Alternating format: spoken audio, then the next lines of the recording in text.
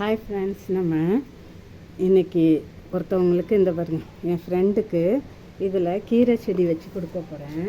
இதை பாருங்க, கீரை செடி வச்சு அவங்களுக்கு கொடுக்க போகிறேன். அப்போ நான் மண் கலவை எப்படி ரெடி பண்ணுறேங்கிறத காமிக்கிறேன். கொஞ்சோண்டு மண் எடுத்திருக்கேன். அது கூட இதை பாருங்க, ஆட்டு எரு அது கொஞ்சம் போட்டுக்கிறேன். அப்புறம் இந்த பாருங்க, கிச்சன்லேருந்து வெங்காயம் முட்டைத்தூள் அதெல்லாம் நான் பவுடர் பண்ணி வச்சுருந்தேன்ல, அது கொஞ்சம் போட்டுக்கிறேன். முட்டைத்தூள், வெங்காயத்தூள், பொட்டேட்டோ தூள், காஜர் தூள், கேரட் தூள் அது இருக்குது.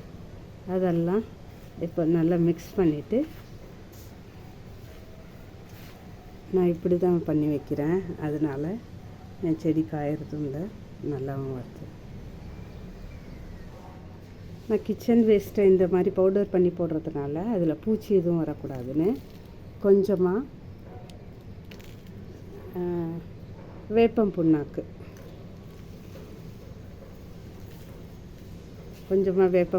போட்டுக்கிறேன். இது காய்கறி கீரை செடிங்கிறதுனால கீரை கசக்கக்கூடாதுங்கிறதுனால கொஞ்சமாக போட்டுக்கிட்டேன்.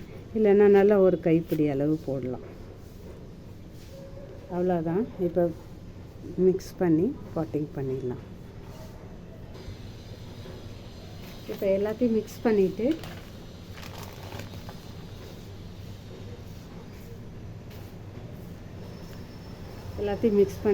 மிக்ஸ் பண்ணிவிட்டு இப்போ பாட்டிங் பண்ணிட வேண்டியதான்.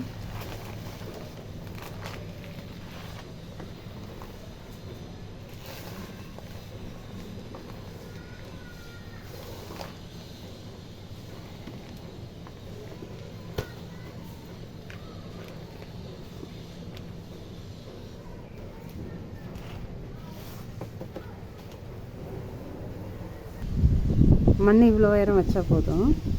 அப்புறம் தண்ணி ஊற்றின பிறகு கம்மியாச்சுன்னா கொஞ்சம் செம்மண் போட்டுக்கலாம் மேலாக்க. இப்போ மண் ரெடி ஆகிடுச்சி. இப்போ செடியை நட்டுடலாம். கரெக்டாக லைனாக நாற்று மாதிரி பிடிக்கி வச்சுருக்கேன்ல, அதை அப்படி லைனாக நடணுங்க.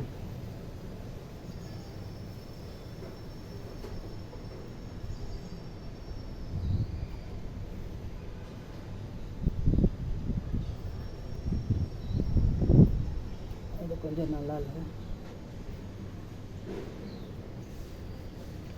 ஒரு விரலால் அப்படி ஓட்டை போட்டுட்டு அப்படியே அமுத்தி விட்டு நட்டு வேண்டியது.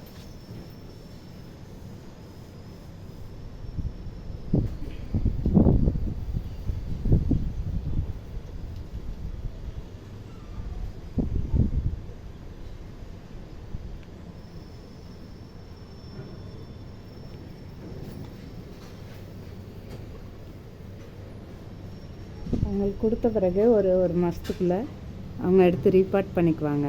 அவங்களோட பெரிய பாட்டில் வச்சுக்குவாங்க. நம்ம இப்போதைக்கு அவங்க ரீபாட் பண்ணுற வரையிலும் சேஃபாக இருக்கிறதுக்காக இந்த மாதிரி நட்டு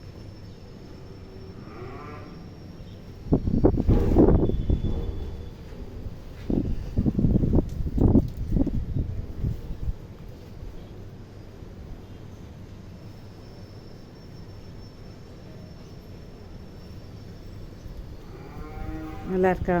ஓகே ஃப்ரெண்ட்ஸ், தேங்க்ஸ் ஃபார் வாட்சிங். ஃபுல் வீடியோ பாருங்கள். Thanks for subscribing.